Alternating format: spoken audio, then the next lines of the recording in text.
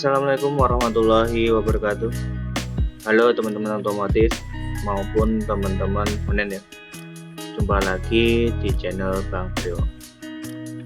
Pada kesempatan kali ini saya mengajak teman-teman untuk belajar membuat nat dan melamir dempul ya.